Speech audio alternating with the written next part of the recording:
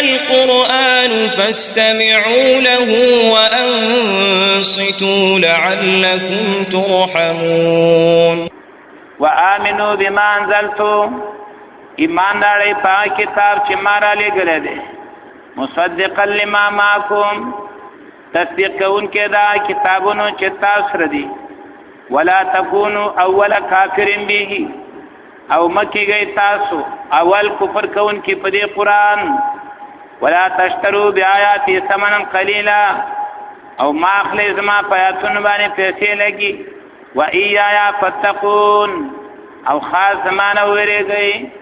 ولا تکونو اول کافر به، د دې خطاب کول یهودو ته دا صحیح ځکه نه دی چې د یهودو کفر د مشرکینو د کفر نه وروسته نو بیا ولا تکونو اول کافرین ورته څنګه وایي؟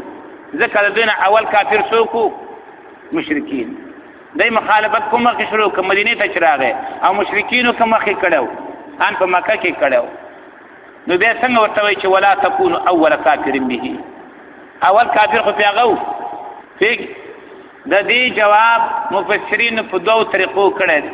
یو دا چې ولا تکونو اول کافر من اهل الكتاب، د ټولو خلکو په نسبت باندې نه بلکې د اهل کتاب په نسبت باندې، او د اهل کتاب په نسبت باندې اول کافر څوک شو؟ مدینه والا. پوهېږئ. دویمه توجیه مفسرین کوي چې دلته لفظ د مثلو پټ پروت دی. ولا تکونو مثل اول کافر، مکی گئی تاسو پشان د اول کفر کون کی څوک د مشرکین دي، تاسو د هغې پشان مکی گئی، هغې کفر وکړه تاسو مکوئ. ولا تکونو مثل اول کافر، مکی گئی تاسو پشان د اول کفر کون کی څوک دي؟ یهود، هم د مشرکین، هغه څه مه جوړېږئ. دویم دی آیات نا ظاهرا داسې معلومیږي چې اول کفر مه کوئ، او که دویم او دریم شي پروا نشته دی. حال دا دی چې اولم ناروا دی او دویمم ناروا دی او دریمم ناروا دی. د هغې جواب یو دا چې دا هغه اول نه دی چې ثاني لري، دا اول هغه اول نه دی چې ثاني ولري. د دین مراد تقدم په کفر کې دی، کفر کې مخکې کېږئ ما، اوس هیڅ مشکل نشته.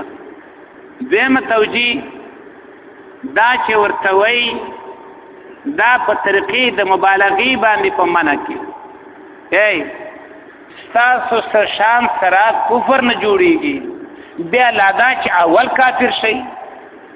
ستا د شان سره ته خو زما ترځي وي، ستا د شان سره دا نه جوړېدله چې تا ما سره دشمني کړې وې، پاتې لا هر چا نه مخکې ته لاس راچې. دا خو ډېره نامناسبه خبره ده که دې ته وایي مبالغه.